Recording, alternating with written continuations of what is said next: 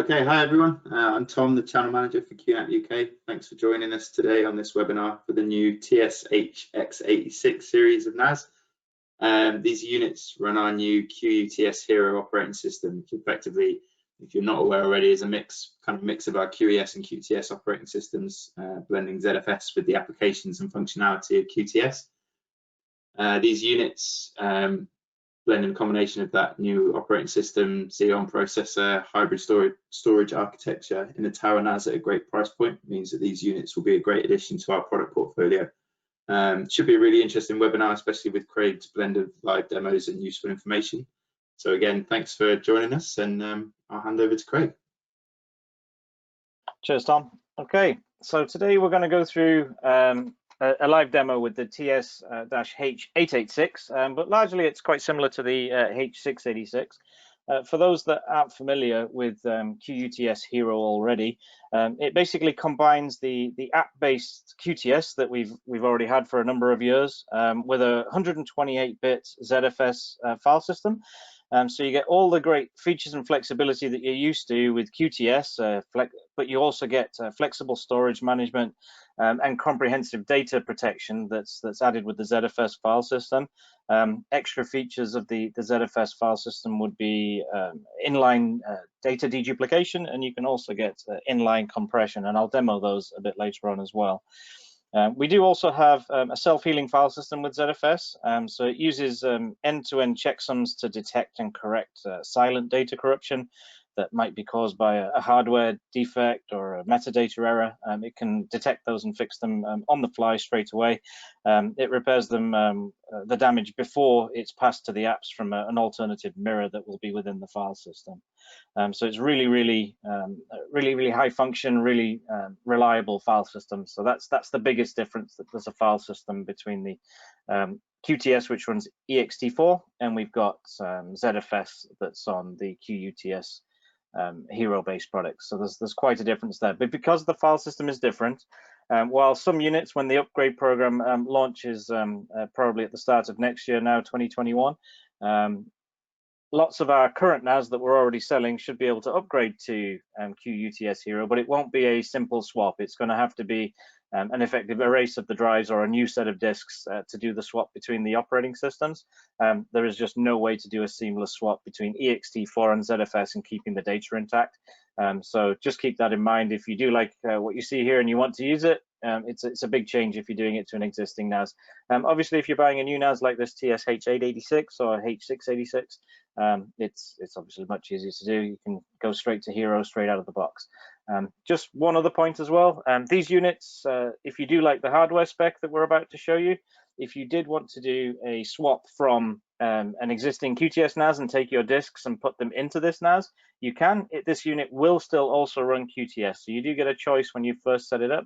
You can choose QuTS Hero or you can use QTS. It's entirely up to you. So if you like the spec but you want to keep to QTS and not migrate your data over to the ZFS file system, that's also okay too. You can do that as well. So we'll jump straight into the first slide here, just to give you a picture of what the product looks like, what the features are on the front. Lots of stuff is shared between the two chassis. The largest difference, just by looking at the front, is you've got two extra large 3.5-inch/2.5-inch drive bays on the larger unit, and at the bottom there you can see the UK pricing. I know we've got people on this session from different regions, but that's the UK pricing that we've got to hand right now. Very economically priced, especially for the hardware spec that I'm about to go through with you. These units also do have some M.2 slots in the side as well, and these are nice and fast NVMe Gen 3 ×4 slots. If you wanted to see what that looks like, they're just under the fan shroud. So you take the lid off and just pop that fan shroud off with a single screw, and then it just unclips straight off, so you can see the M.2 slots in there. Just an image of the back of the unit. So while it does look like there's 4 PCI Express slots there, it's only the top 2 that can be used. So the top 2 PCIe Gen 3 ×8. One's a full height, full length slot. The one to the left with the air holes on it, that's a small form factor size, a little bit shorter, a little bit smaller, but would be great for like a 10 gig card or something to be put into that side. Both units also have 4 2.5 gig LAN ports, which is backwards compatible with 1 gig and 100 meg. And you can bond all of those together to get full 10 gig if you wanted to. I've got that demoed in the demonstration here as well. using a QNAP switch. You can see the power consumption figures there at the bottom, so very, very low. So 61 watts for the smaller unit, pretty much like a standard light bulb from a few years ago, for all that power and functionality. And on the right, we've got just a little bit higher powering those extra 2 disks, and a little bit faster CPU, which we'll go through in a minute. Those figures, power consumption figures, are from running with disks installed, operating disks, not in idle mode or anything like that. Idle figures are a lot less. You can get the figures for that on the website. So here's a brief hardware spec. I'm not going to go over every point, probably the first 2 points. So the difference between the two options that we've got, the H686 has a dual core Xeon, and the 886, the larger one, has a quad core, and the larger one also comes with double the RAM at 16 gig. It is DDR4 ECC RAM. It can be taken all the way up to 128 gig. If you do use all of the features of the QuTS Hero operating system, it can require a lot more RAM than the standard, but I'm using the TS-h886 here for this demo with the standard 16 gig of RAM, so you can see what you can accomplish with that using the standard RAM. Here, and the rest of the figures there I've kind of covered on the previous slides already, and just some options of things you can put in those PCIe slots on the back. So we've got a new Wi-Fi 6 adapter. We've got the up to 40 gig Ethernet options, so you can do 40, 25, 10 gig. You can even add more 1 gig NICs if you wanted to. You can do 32 gig fiber channel as well. We've got those available now. So in our iSCSI app, we do have an iSCSI and fiber channel app now, so we've got fiber channel support. And also our QM2 cards. So if the built-in M.2 slots wasn't enough for you, you can always add a lot more through the PCI Express slot. And there's also options to put GPUs, graphics cards, things like that in it. So that'll be the end of the slides for now. So what we'll do is we'll go straight into what the operating system looks like, go through the different functions, maybe a couple of the differences between QuTS Hero and our existing QuTS operating system. For anybody that's used a QNAP before, what you're looking at here doesn't look too different from a traditional QNAP. Some of the icons might look a little bit different with what they've got there, but largely everything's the same. The app center infrastructure is the same as well, so all the same apps that you could install directly into QuTS, you can also put here in QuTS Hero. But with the added benefit of you can now use the ZFS-based file system there as well. A feature that we do get asked for a lot is whether or not we support something called worm. So that means write once, read many. So a lot of the creative professionals want this feature so that they can have effectively like a dump folder where they can have a lot of contributors putting files into a folder. Everybody has write access, but nobody has any access to do any modification whatsoever. And we do have 2 modes for that. So if I go into the storage and snapshots application, go down to the storage and snapshot section, you can see I do also already have a worm folder created, but I'll show you how it looks when you set one up. So you would go into a new shared folder, and we'll kick off the wizard here. You can pick a name for it, so we can just say demo. You choose where you want it to be, how big it wants to be. For the demo, it doesn't matter what they are. When you click next, you then get the option whether or not you want this to be a worm permissioned folder. So if I was to tick that box, you get a lot more boxes that now aren't grayed out. And we've got 2 options here. You can choose it to be an enterprise profile or a compliance profile. The difference between those is enterprise will allow an admin to come in to the interface into our storage and snapshot manager, and they are able to remove the shared folder with the data in it. So the admin can do that with no extra consequences. You don't have to do anything else. They can come in and remove the folder. They still can't go in and modify any of the files that are in the folder, but they can erase the folder, so it's not a piece of space that's lost forever on your QNAP. If you ever didn't want to use that feature, the admin can come in and erase it. With the compliance option, it's a little different. So the compliance, you can still remove it as an admin, but you have to effectively delete the whole storage pool. You can't just remove the shared folder that you've created and leave every other shared folder in that storage pool intact. The only way to recover the space used by it is to erase the entire storage pool. So that's required by the compliance option there. When you hover over them, it does give you sort of a pop-out. So anybody that's using it can see that. And we also have the retention option here. So you can set how long this permission is on the data that's written to that folder.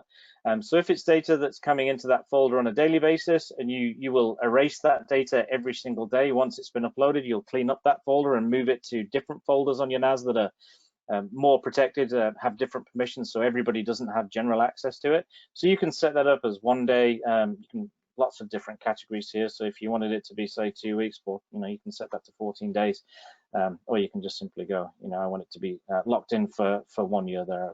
But the maximum you can set it to is you can retain that data for up to 100 years. So that's very easy to set up, and then the next settings are all just who's got permissions. This screen largely doesn't make a difference because it is a worm-based folder, but this is just the standard wizard for setting up a normal shared folder on a QNAP. So this screen's still here, even with the worm settings, but it doesn't do anything.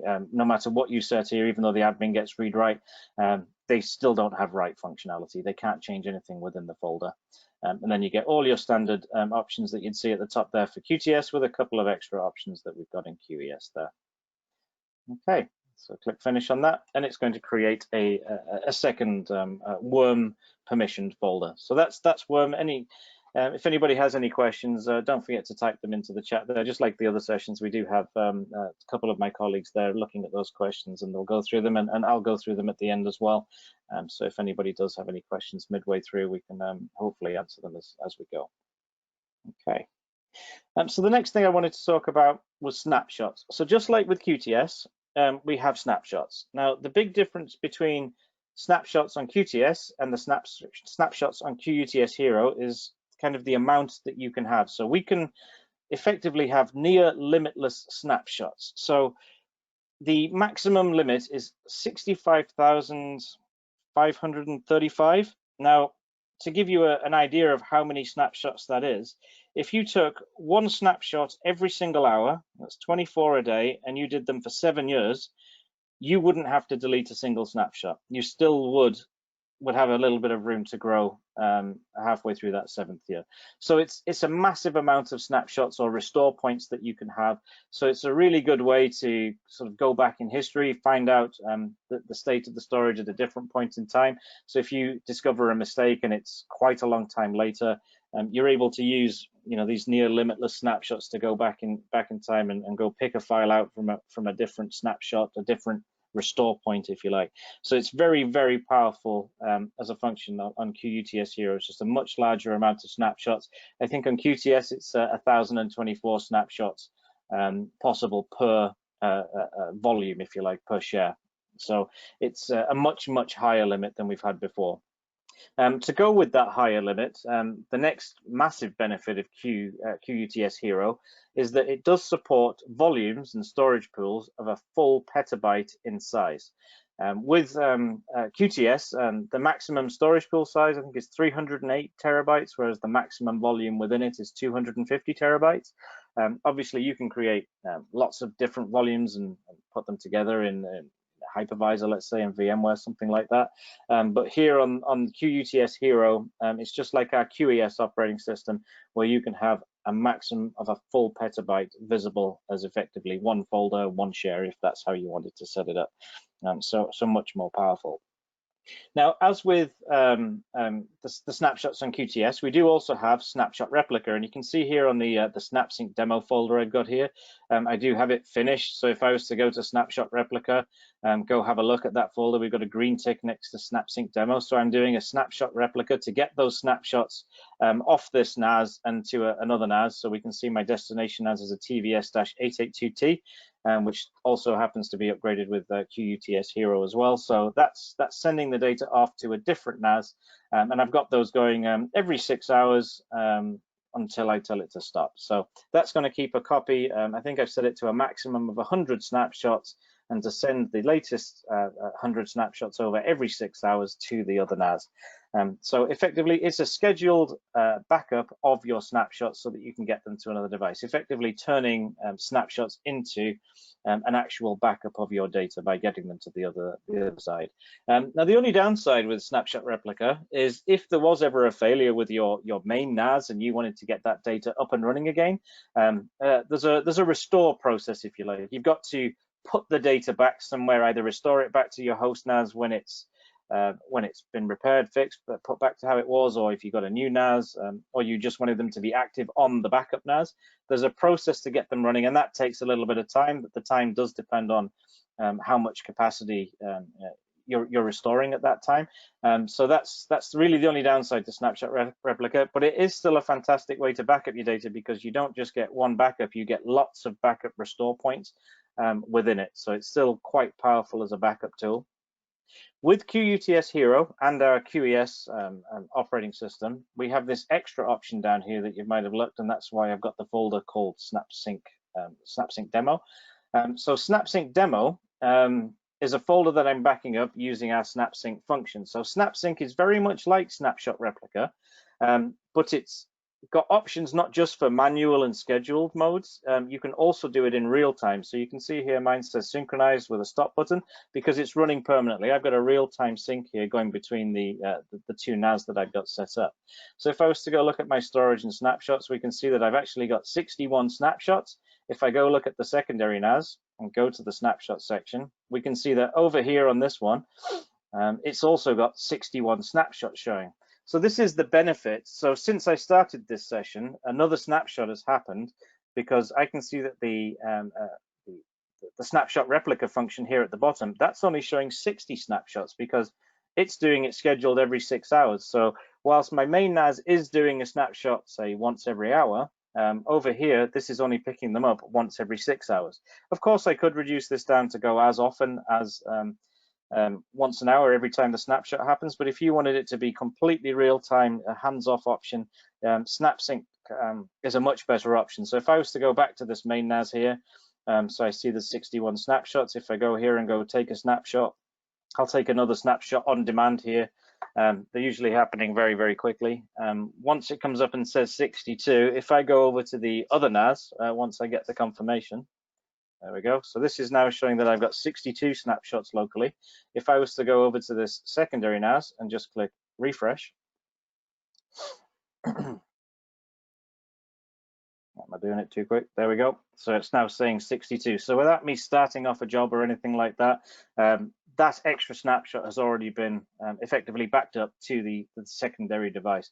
So it's a very, very quick way to get the data off your NAS.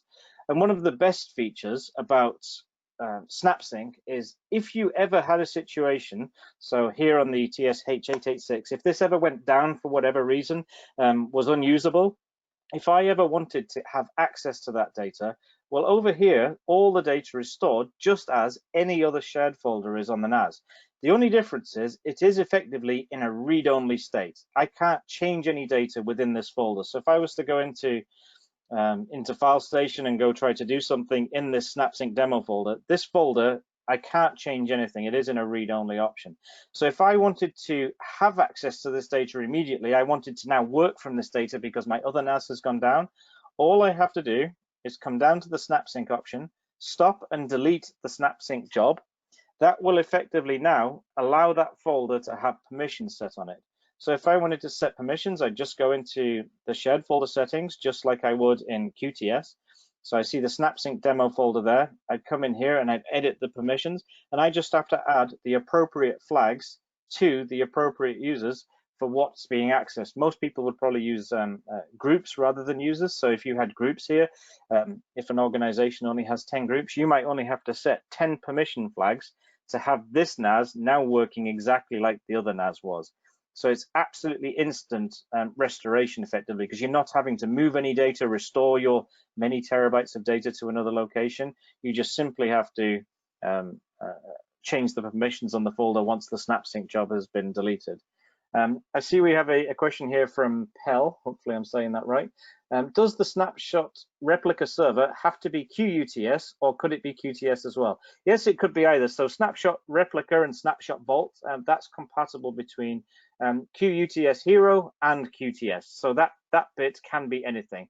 The only restriction here is with SnapSync. If you wanted to use the real-time SnapSync option with the really fast restores getting back online as quick as possible, that must either be a QuTS Hero-based host and destination, or a QES-based destination, so our dual controller NAS at the top end and a couple of the other select ones in the enterprise class. It would have to either be QuTS Hero or QES to utilize that one. So it's a very easy option to set, and you can also have compression and deduplication happening on the SnapSync jobs as well. So it's getting the data over there as quick as possible. So now I wanted to talk about those extra two features that we've seen here. So here you see a lot of extra flags. So anybody that's seen our QuTS operating system will never have seen these options in this data reduction column. Let me go back to the H886 because I've got more options there. So on this particular unit, I've got quite a lot of volumes. Some have deduplication enabled, some have compression enabled. If I ever want to change my mind on any of these features and enable or disable it, it's simply just click the toggle. So here on the public share, if I wanted to enable deduplication, I just tick the box, done. That folder's now got deduplication on it. So deduplication is a method that the NAS is going to look at everything within that share, and it's going to look for duplicates.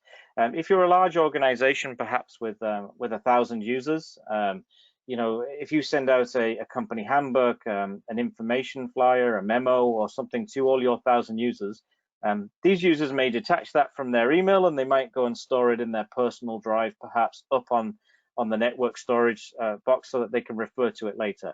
So if you do that, then potentially you've got all 1,000 users, you've got 1,000 copies of that file. And if that file was, you know, a gigabyte in size, potentially that 1 gig file that you sent out could take up a full terabyte in that organization on that storage. Deduplication is going to look for those duplicates in that same shared folder, and it's going to only store one of them. And it's just going to give everybody's home folder, it's going to pick a sort of master copy, and everybody else's home folder looks like they have that same file in it. As far as they're concerned, their file is the master. That's the file that they're working from. But it's going to have all the data that's the same within that file stored once, and everything that's each user's adding on separately is going to be stored separately.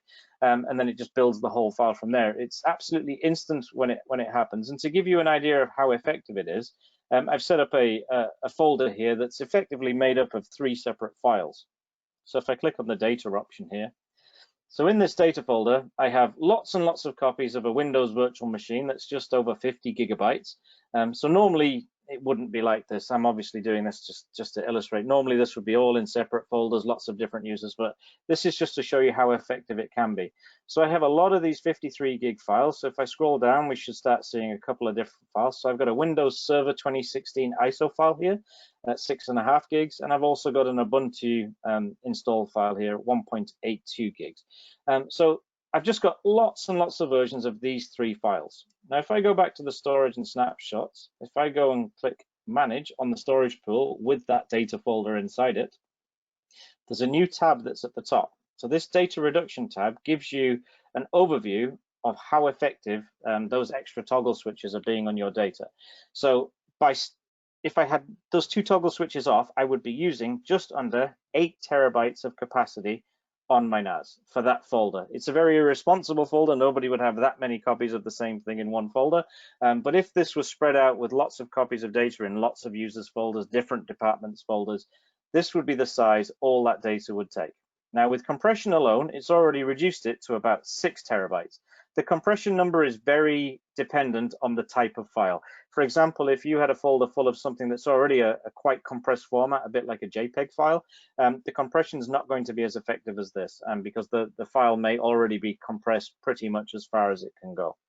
But with data deduplication, that entire 8 terabytes, because it's seen a lot of the duplication, it's showing that I'm only actually physically using 48 gigabytes of data on my storage for that nearly 8 terabytes of actual files. So dedupe is a massive way to do savings. So what this would mean is if you had a requirement for 100 terabytes, because that's what your current use storage space is in an undeduplicated environment, well, you could perhaps install 80 terabytes. And with that 80 terabytes, you would still have space free and still be storing that 100 terabytes. Because as you seed that data into the NAS, it's going to be saying, oh, well, there's a duplicate, and it's going to effectively get rid of those extra copies and only store one of them. It's going to see that it's exactly the same amount of blocks, type of blocks that are making up that data, and it's just not going to have to physically store them. It's still going to reference them in the same location those files always were. It's just when somebody goes and double clicks that file in a folder called number 10, well, it's actually going to pull the file from folder number 1, because that's where it actually is. Any changes they make to that file do still get stored in the copy of the folder number 10 that's there. That's still going to be there. It's just now going to be Most of the data comes from number 1, and the changes come from folder 10. So it's very easy for you to use it. There's nothing for the users to do. It just happens automatically. It's not a scheduled task that runs in the background. It's a real-time thing. It happens exactly as the data is stored. So it's inline data deduplication and inline compression. And at any point that you want to change your mind on using these options, there is toggle switches, and they can be changed. You can change your mind at any time. So if I was to turn off deduplication on that public folder, for example, done. It's already off. It's so quick to make changes on there and to switch it around to anything else. So very, very efficient at saving some physical capacity on the device. Okay. So that's largely most of the features within QuTS Hero that's covered between QuTS and QuTS Hero and the big differences. I've covered off the product. Now, one of the last things I want to show you is the performance difference. So here it's public for everybody to see. This is the QuTS Hero page on our website where we publish the performance numbers. So we can see here that this is actually all run. If I scroll to the bottom here, we can see that the test environment was one of our enterprise units, a TS-h886XU. It's important to note that it's the exact same NAS, whether we were running QuTS Hero or QTS 441. So we effectively wiped the NAS and switched its OSs and ran the exact same tests again with the exact same hardware inside it. So if we go to the top of the list, so I'll leave that there for you to look at the numbers. It might be quite hard to read at a glance, but we can see that in almost every single result, QuTS Hero on the same exact hardware is faster. It's not just a little bit faster, it's quite often massively faster to get data across. So the speeds are higher, the IOPS are higher. It's just so much more efficient at getting the data across. As I scroll down here to look at some of the charts, you can see some extra options here. So the amount of IOPS that you get is so much more efficient at getting data in and out of the file system with the random reads and random writes compared to QTS. So you can see here on the 4K files, there is a slight boost here by QTS beating out QuTS Hero, but for the most part, it's going to be beaten by QuTS Hero in most of the options, and usually in an absolutely massive way. So this is a megabytes per second transfer over 10 gig a second, and you can see that it's just hands down so much faster to get data in and out of the NAS using QuTS Hero. So potentially using this on an older NAS, once the upgrade program opens, it will breathe sort of new life into your older NAS. It may also need a RAM upgrade at the same time that you do QuTS Hero. Some of the features do require some extra RAM. I think at the bottom of this page, it does tell you, let's have a look down here. QuTS Hero does need at least 4 gig of RAM, and if you're going to use things like inline data deduplication, you need at least a certain amount of memory. And the recommendation is 8 gig, but 32 gig for optimal performance. It is kind of a catch-all amount there. It does depend on how much it's being used, how much data is being deduplicated, because the database basically has to keep track of all the changes that are happening. And there was just some extra figures there if you start loading it up with multiple clients using inline compression, so that the savings that you can make with inline compression compared to without inline compression is absolutely huge. So with 5 clients uploading files, you would get 5.4 gigabytes a second if everybody was using 10 gig. But if you switch over to no inline compression, it goes down to 3.26 gigabytes a second. So you can get some really big performance gains because the files that you're transferring are effectively compressed, smaller than they physically are. Obviously, these numbers do have some leeway depending on the type of data you're using and whether it is compressible or not. So one thing I will mention about QuTS Hero and the data deduplication, if you are a creative professional and the type of data that you have is pretty much all unique. So if you're a photographer, for example, every photo that you take is unique in its data type. Every file that you store is different from every other file. With the data deduplication, you may not see any gains or benefits in that respect. If you were a different type of business, if you were a business that ran, say, 100 virtual machines, you were using VDI. If you were a school where most of the VDI, so virtual desktop machines, virtual machines that you had created for the pupils to use and the staff to use, if they're all running, say, Windows 10, well, 90% of each VM is probably the exact same data. It's the Windows installation, Windows updates, Windows operating system. Whereas in a photographer's sort of world, it's nothing's really going to be the same. So that's the big difference. So you could get some really huge savings in your storage usage if you were to use data deduplication in the NAS. Just be aware that if you do want to make the jump up to QuTS Hero, generally it would be advisable to go with a bit more RAM than QuTS needs. Again, it does depend on what you're using it for. Some other functionality that works on the NAS here. So in QuTS Hero, we do also have things like virtualization station. I've got a virtual machine here that can be run as well. So everything is largely the same between them. You just get a few extra functions within QuTS Hero. I see here there's a question just come in from Manfred. What happens if you have deduplication enabled about 1 terabyte, but then disable deduplication 4 terabytes, but my storage pool or disk is too small?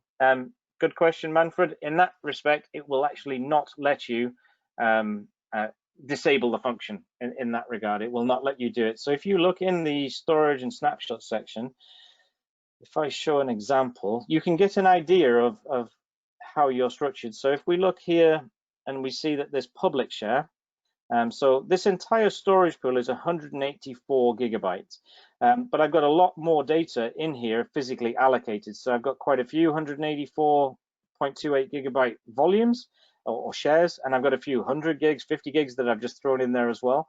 When you go to each one, it will actually show you if the volume is oversubscribed. Now, when it says it's oversubscribed, it means it's actually physically either storing more data than that's physically there. So it's trying to give you a heads up that if you were to want to, say, turn off a feature like that, or in this case, disable compression on this folder, I'm actually oversubscribed. The data is not going to fit in that folder. So that we do have some sort of helpful things like that to try and give you a warning on being oversubscribed as well with these functions enabled.